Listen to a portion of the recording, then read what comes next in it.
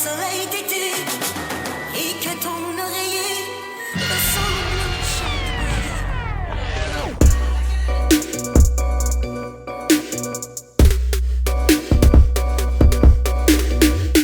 La cultura hip hop se originó y expandió por el mundo en un clima político, social y cultural muy represivo, y es por ello que hoy tenemos con nosotros a Miguel González, también conocido como Fabou Caulfield, doctor en Filología Francesa por la Universidad de Cádiz.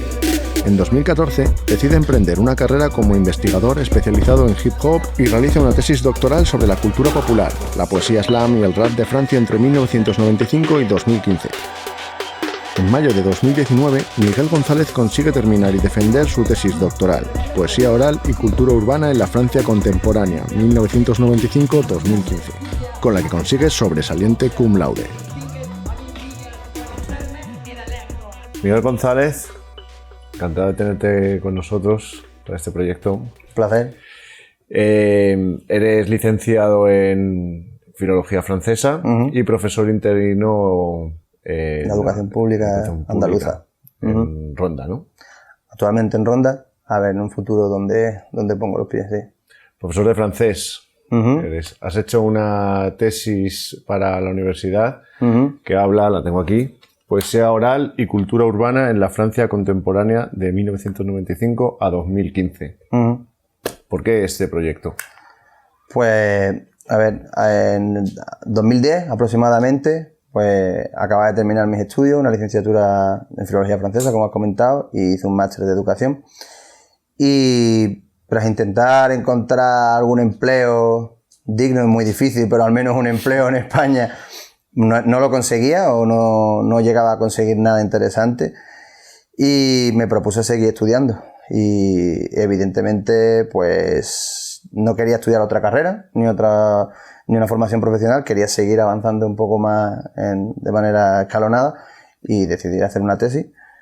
Se lo propuse a una de las profesoras de mi licenciatura y le pareció súper interesante el tema que yo le quería proponer para desarrollar, y porque no podía hablar de otra cosa que no fuese el rap, así que nada, comenzamos y bueno, ha ido bien, hemos podido terminar. Me parece que como las instituciones un poco universitarias hay veces que parece que son un poco, sobre todo en temas de filología, y son un poco antiguillas. Lanzar este tema, pues la verdad que con que te habrás encontrado con múltiples problemáticas porque no tendrías muchas referencias. Eso para empezar. Uno de los principales problemas que he encontrado es que no había referencias bibliográficas, y mucho menos, ya no solo sobre el rap, sino sobre la etapa que he acotado en el estudio, que es 95-2015.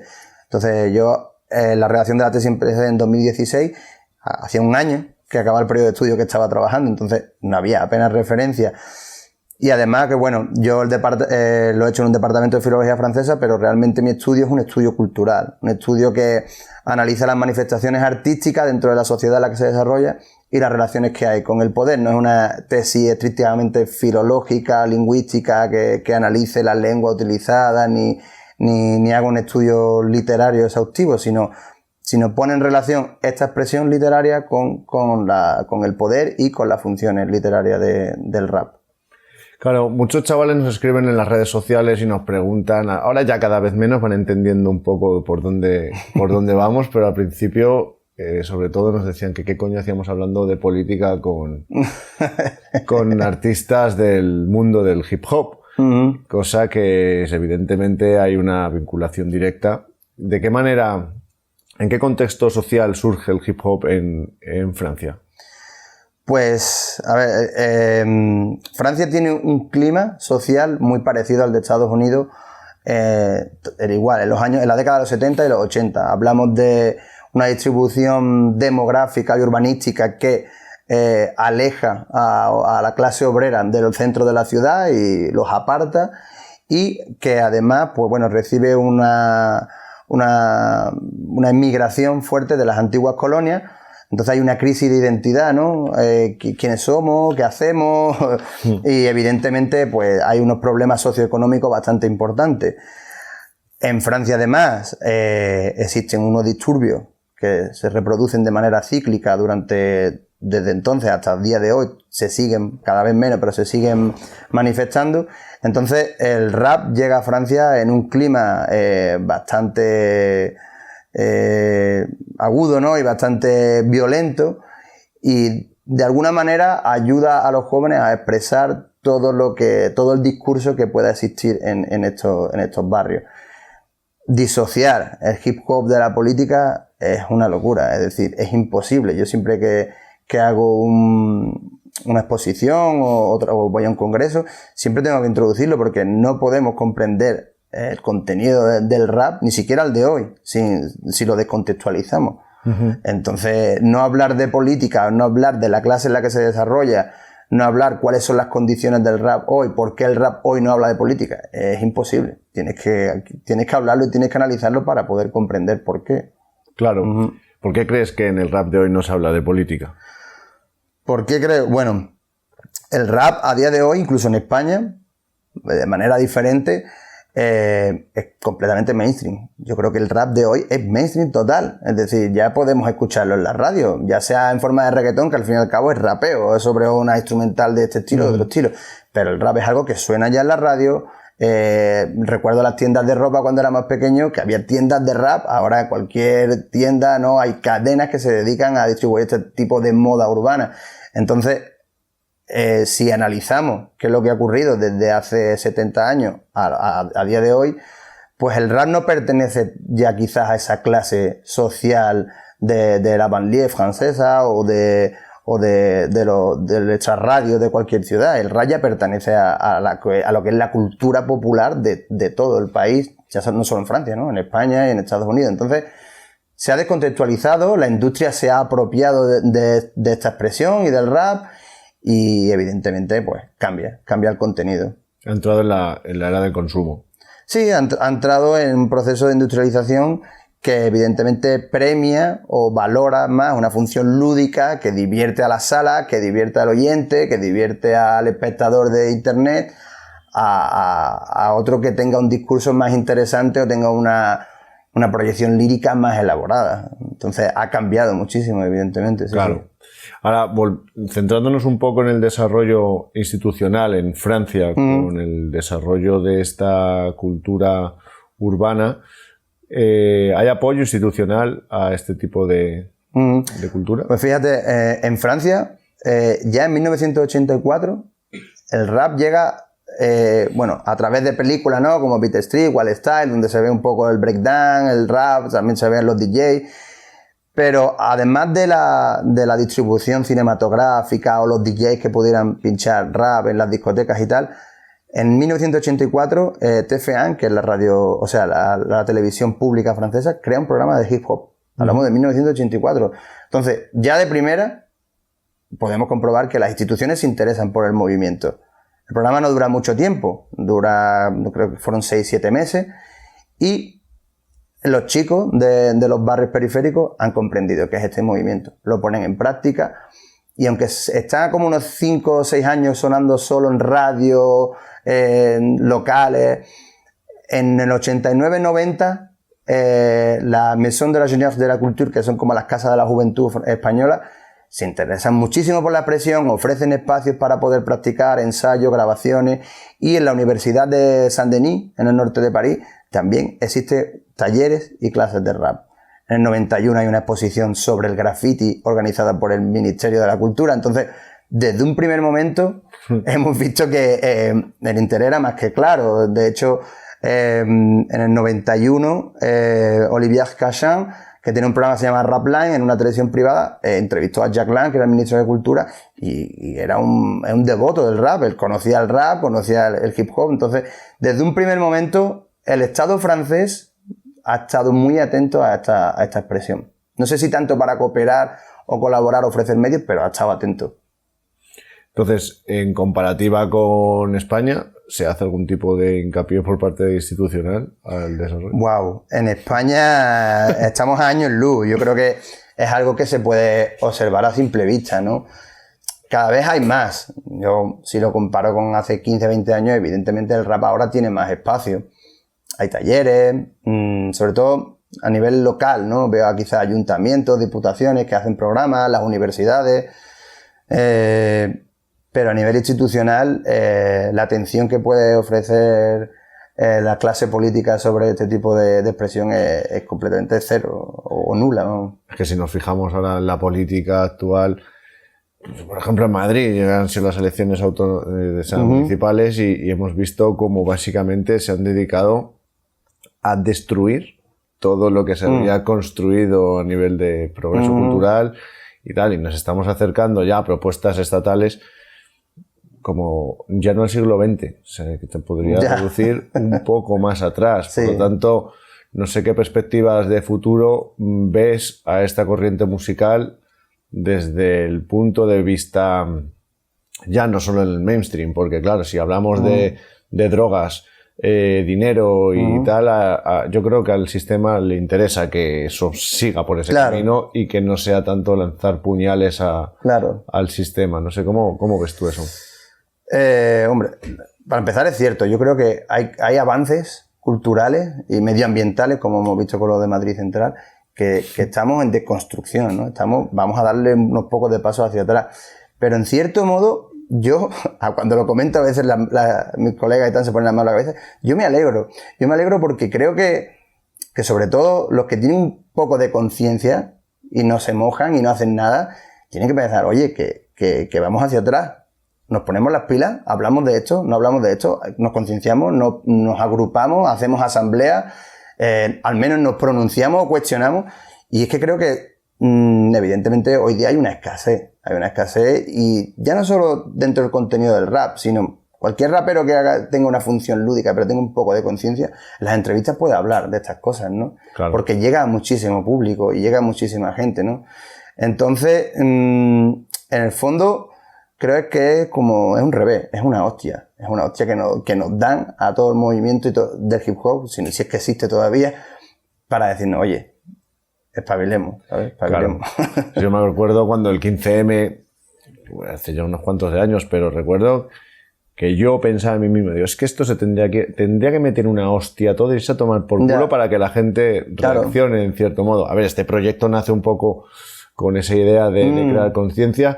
Y me ha pasado con algunos artistas, artistas conocidos, como Zatu, por ejemplo, me decían, tío, es que la verdad que nunca nos habían hecho una entrevista de este tipo, pero con otros artistas nos ha pasado y dicen, no, o sea, hablando son políticos, porque luego hablas con ellos fuera de las cámaras, y son políticos, hablan, les mola, y son ellos los que te sacan el tema, pero nunca se habla de política en entrevistas, nunca los enfoques son en esta dirección. No sé si es que da miedo hablar de política en este país o qué. Hombre, sí, yo creo que sí que hay un poco de miedo. Quizás no es miedo a la represión que podemos ver, ¿no?, en lo que ha ocurrido con Valtony o lo que ha ocurrido con Hassel, pero sí quizás un miedo a me salgo del mainstream, me salgo de lo que la gente demanda.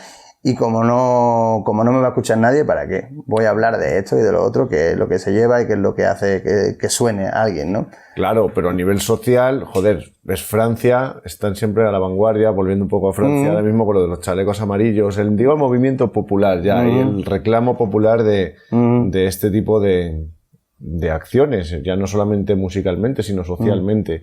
No sé si es que no estamos preparados para hablar de estos temas. Es que culturalmente, si nos remontamos a siglos anteriores, claro, Francia son república desde hace 3 siglos o más de 3 siglos. Entonces, llama que el concepto de república, de todos somos iguales, hay igualdad, hay fraternidad y hay libertad, es algo que aquí, si te lo planteas, eres comunista. O sea, nadie puede... y no tiene... O sea, de hecho, tengo un compañero americano que trabajaba conmigo. Y claro, en Estados Unidos, evidentemente, el neoliberalismo es una religión, ¿no? Y el capitalismo es una religión, y para ellos privar o acortar lo que es la incentiva privada es de locos. Sin embargo, son súper republicanos. Y digo yo, bueno, ¿y en España cómo concibes eso? Porque los republicanos siempre han sido aquí los comunistas, ¿sabes? Ya, pero... hombre, entonces, claro, lo que te quiero decir es que en Francia ya nos llevan siglos de adelanto y siempre se ha notado, no solo a nivel social, sino en la literatura, ¿no? Siempre ha habido una literatura engagée, ¿no? Una literatura comprometida, y en el rap evidentemente eso se ha visto también, sí. Claro, pero ahora mismo, aprovechando un poco que eres profesor de educación primaria... Secundaria.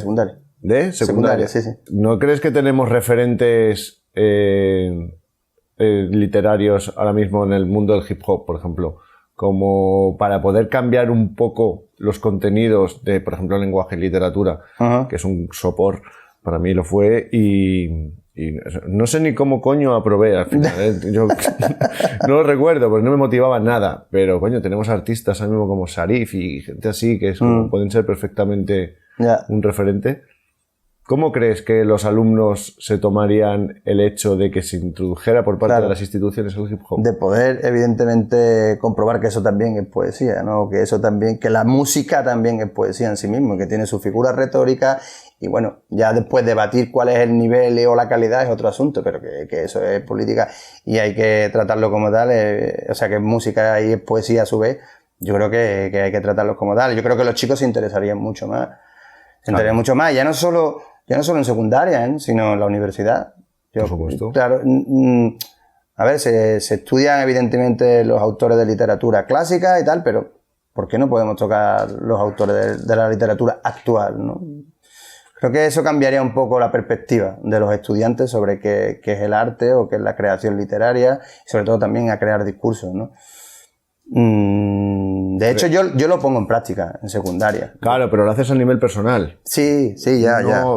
Me refiero un poco que venga ya institucionalizado. Ya. Otro de los temas que creo que no tratan mucho es el arte en general. El arte. Te comentaba antes que hace tiempo leí que eso en universidades de prestigio como Harvard y de este tipo, para estudiar medicina tenías que estudiar una asignatura de arte, y el motivo que daban es para poder ver aquello que no se ve a simple vista. Es en cierto modo de hacer ser más versátil y no sé cómo yo ya estoy muy desconectado de la educación, porque cuando estudié no había nada de desarrollo artístico y parecía que todo lo que tuviera que ver con el arte era un poco ahí la plastilina y la cera blanda.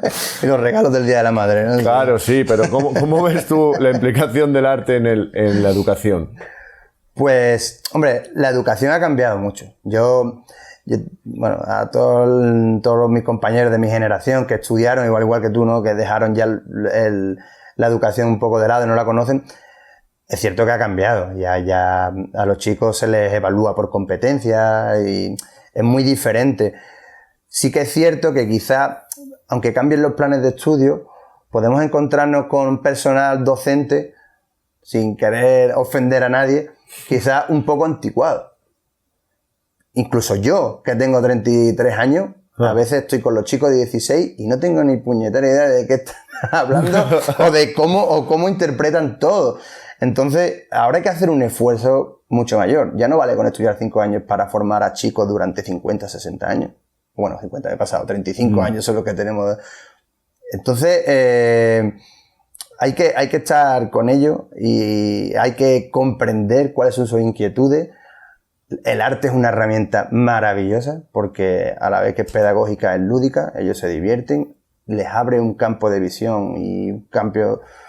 manera y perspectiva de ver todo, incluso la materia que se trabaja de manera muy diferente. De hecho, tengo alumnos que me suspenden con 0, 1, con 2, y si tienen que hacer un examen oral o en el que yo doy libertad, yo créanme, les puedo poner un 10 porque es impresionante. Entonces, creo que existe cambios en la educación, estamos avanzando, pero quizás tenemos que darle un poco más de importancia, yo creo, ¿no? A lo que es dar rienda suelta a la imaginación, a los chicos para poder crear proyectos artísticos, sí, sin duda. Yo recuerdo cuando estudié gráfica publicitaria en una FP y tal, después ya todo lo que me tocó fueron en estudios privados. Claro.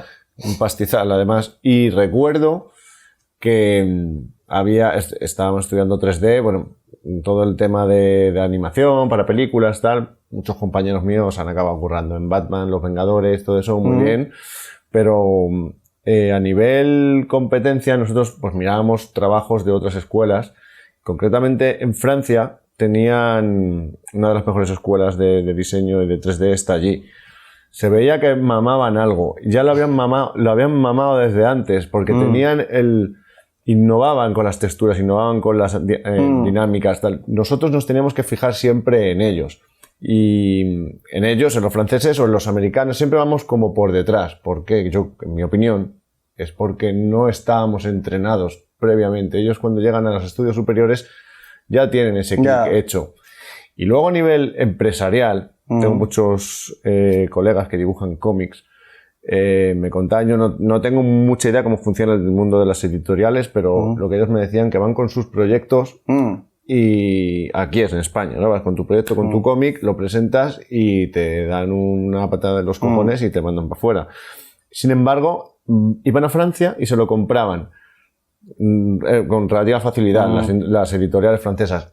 Y luego las españolas le compraban a las francesas por el triple. La de un autor español, ¿no? Era como, sí, yo si este invierte en ti, yo invierto, pero invierto en él.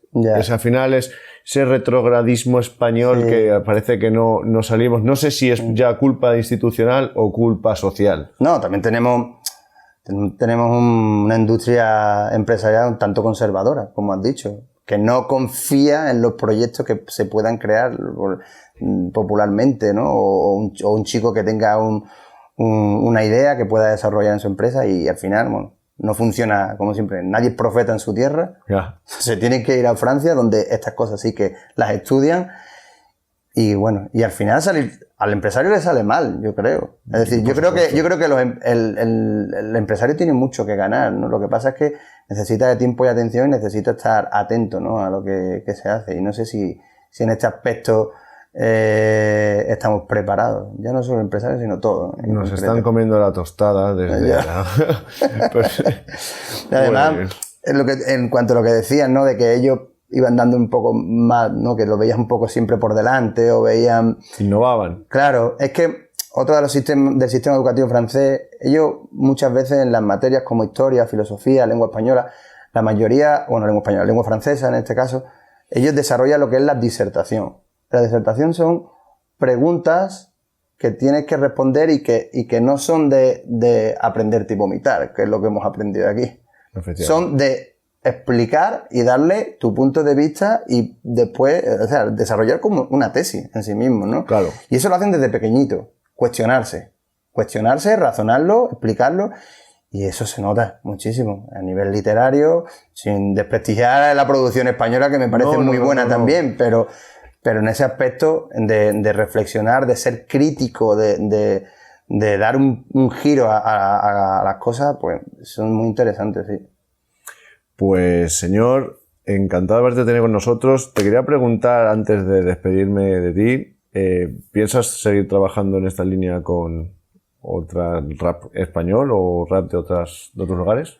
Pues la verdad es que me encantaría. He estado en varios congresos participando y la mayoría de las veces que he participado en congresos internacionales aquí en España han sido sobre rap español, porque creo que al público les va a interesar más. Y además me parece también interesante, ¿no? Poder hablar de lo que ha ocurrido en España. En un futuro creo que lo haré, porque yo la tesis la he desarrollado sin ningún tipo de contratación con la universidad. Simplemente me he matriculado en mi doctorado y he trabajado. Yo no tengo ningún tipo de beca. Y lo haré igual. Porque si he podido hacer esto, haré algún trabajo sobre el rap en español y me gustaría, si puede ser, de este estilo. Dándole voz y voto a artistas y también al personal de la industria, ¿no? Quizás a antiguos directores de sello discográfico como a Void o como a Sonia de Zona Bruta, y hablar un poco de cómo ha sido toda la historia del rap hasta el día de hoy, que creo que también es importante, ¿no? Pues vas a tener salsa ahí, ¿eh? Sí, espero que sí. Bueno, pues antes de despedirnos, por favor, pásame los regalos. Queríamos darte un regalito. Muchas gracias. Esperemos que te guste. Seguro, hombre. Qué bien, esto de hacer entrevistas con regalos. Hago entrevistas con regalos, sí. Qué bueno.